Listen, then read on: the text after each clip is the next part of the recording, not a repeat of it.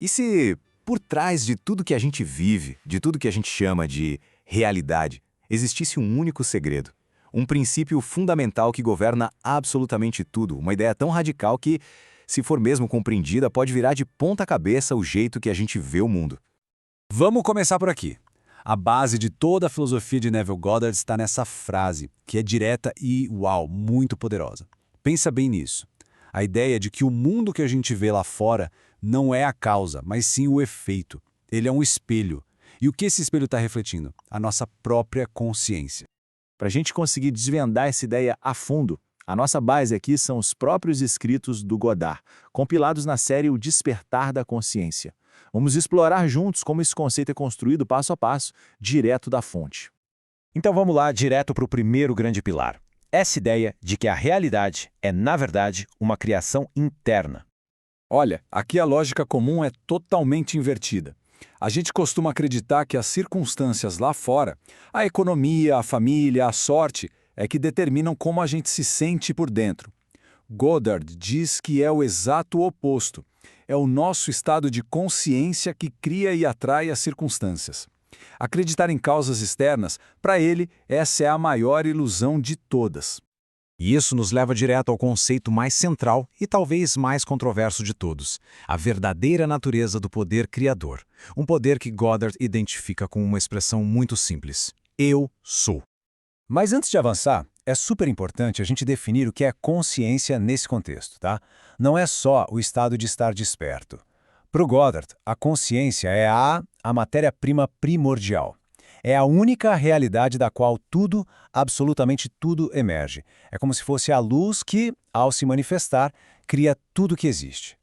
E é aqui que Goddard faz uma reinterpretação, olha, radical de textos antigos.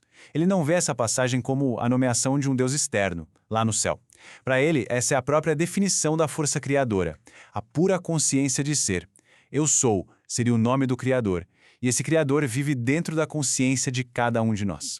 A mesma lógica vale para essa outra passagem famosa. A interpretação aqui não é um comando para adorar um ser distante, mas sim um convite para silenciar a mente, sabe? Para a gente poder reconhecer o poder divino que já existe na nossa própria consciência, nesse sentimento de eu sou. Então, o pulo do gato é que, na interpretação de Goddard, quando se lê eu sou o caminho, a referência não é a uma figura histórica, mas sim ao poder criativo da consciência.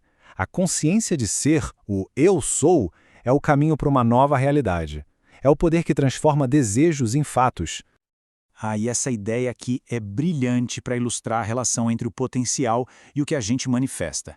Pensa assim, o pai é a consciência total, infinita, que não tem forma. Já o filho é a concepção específica que alguém tem de si.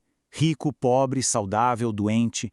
Os dois são um, mas o pai, a consciência, é sempre maior que a sua manifestação no momento.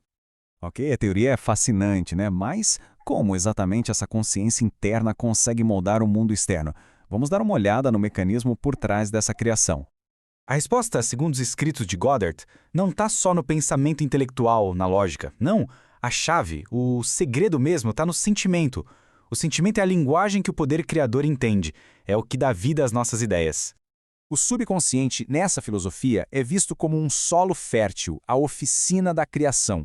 Ele não analisa, não questiona, não julga se algo é bom ou ruim.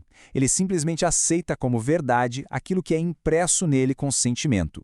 Por isso, sentir que o desejo já é real, esse é o ato que planta a semente da criação. Certo. Então, como é que a gente coloca esse conhecimento em prática de forma deliberada? O caminho, segundo Goddard, passa por uma redefinição completa do que a gente entende como oração. Olha só a diferença fundamental aqui. A oração tradicional, muitas vezes, é um pedido, uma súplica, né, feita a partir de um estado de falta. E para Goddard, isso só reforça a ausência do que a gente quer. A oração, na filosofia dele, é uma assunção. É o ato de assumir, em sentimento, o estado do desejo já cumprido. E aqui está o passo a passo da técnica. Primeiro, defina bem o seu objetivo. Depois, crie uma cena curta, bem curta, que aconteceria depois da realização do desejo. O passo-chave é entrar num estado de relaxamento profundo, quase dormindo, sabe? E nesse estado, repetir essa cena imaginária com todo o sentimento de realidade, até que a sensação de já ter aquilo seja completamente natural. Tudo isso que a gente viu nos leva a uma conclusão que é inevitável e muito poderosa, sobre o poder e também sobre a responsabilidade que cada um tem. Essa citação resume a mensagem final de empoderamento. De acordo com essa visão, ninguém está à mercê do destino. O poder de decretar a realidade sempre esteve ativo, através das nossas convicções e sentimentos. A única diferença é se esse poder é usado de forma consciente ou inconsciente. Então, o ponto principal de toda essa filosofia é este: a mudança real acontece de dentro para fora.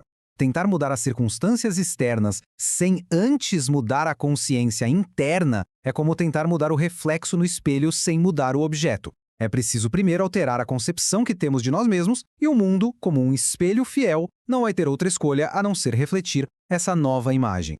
E essa nossa análise nos deixa com uma pergunta final, que vai direto ao coração de tudo o que foi dito. Se a consciência é a única causa, a única realidade criadora, a questão que fica no ar é: o que se escolhe ser a partir de agora?